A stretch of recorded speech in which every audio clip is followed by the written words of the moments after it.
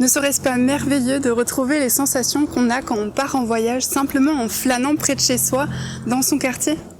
La dernière fois, je vous ai proposé l'idée que le voyage, c'est avant tout un état d'esprit.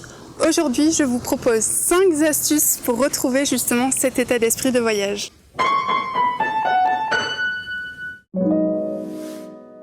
Quand on a un but bien précis, que ce soit aller chez le boulanger ou aller au boulot, notre chemin est tourmenté par notre but. Inversez cette idée pour que ce soit le chemin qui soit votre but. Ne pensez pas à là où vous allez aller, puisque de toute façon, quand vous flânez, vous allez partout et nulle part à la fois. Pensez plutôt à ici et maintenant. En fait, soyez en pleine conscience. C'est comme ça que vous retrouverez plus facilement cet état d'esprit de voyage. Si vous partez de chez vous en étant fermé à la découverte, en partant du principe que de toute façon vous connaissez déjà tout autour de chez vous et qu'il n'y a plus rien à y découvrir, alors il est très probable que cela se produise. Vos yeux vont être attirés par ce que vous connaissez déjà pour vous donner raison. Bah oui, ce serait bête d'avoir tort quand même. Si, au contraire, vous partez ouvert à la découverte, vous partez du principe qu'il y a toujours quelque chose à découvrir, alors il est également très probable que cela se produise. Vos yeux, et tous vos sens d'ailleurs, vont scanner ce qui vous entoure d'une toute autre manière et vont être attirés cette fois par quelque chose que vous ne connaissez pas encore. Vous allez faire des découvertes. Ça peut sembler complètement anodin et pourtant ça ne l'est pas. Au fil du temps, on va développer des habitudes. Par où passer pour aller chez le boulanger, pour aller au boulot. Ça va au-delà même du chemin qu'on prend. C'est aussi sur quel côté de trottoir on marche, dans quel sens on va faire notre boucle de promenade, etc. Rien qu'en changeant de côté de trottoir sur lequel on marche, et le sens des promenades qu'on fait habituellement, on va voir ce qu'on connaît sous un angle différent. Et grâce à ça, bien souvent, on va voir autre chose.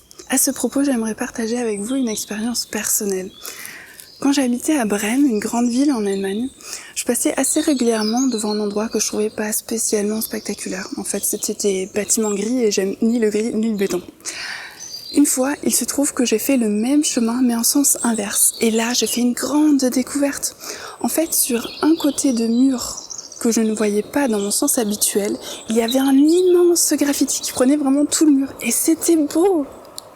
Et en fait, je suis passée si souvent devant sans le voir juste parce que j'étais dans le mauvais sens. Donc voilà, ça peut vraiment valoir le coup de changer de côté de trottoir ou bien de sens des chemins que vous prenez habituellement. Connaissez-vous chaque rue, chaque impasse, chaque chemin de traverse, ne serait-ce que dans un rayon d'1 kilomètre autour de chez vous? Non? Alors c'est parti pour l'aventure. Qui sait ce qui se trouve au fond de l'impasse? Peut-être y trouverez-vous une oasis de verdure dans un désert en béton, un street art fascinant ou toute autre chose qui peut vous faire vibrer. Et surtout, quand vous y allez, allez-y vraiment jusque devant. Si vous voyez un obstacle quelques mètres devant vous, vous donnant la croyance que vous devrez forcément faire demi-tour et que le mieux serait de le faire maintenant, alors allez-y quand même. Peut-être, quelquefois, vous y trouverez tout près, bien caché, un petit chemin de traverse vous emmenant on ne sait où. Voyez vraiment chaque impasse comme ayant le potentiel de cacher un petit trésor.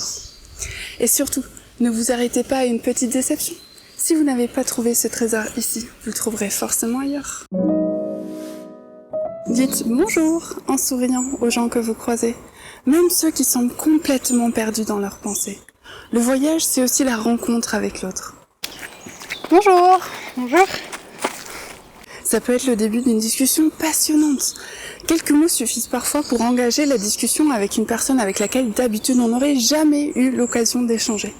Personnellement, ça m'est arrivé ainsi de me retrouver plusieurs fois à parler pendant des heures à de parfaits inconnus.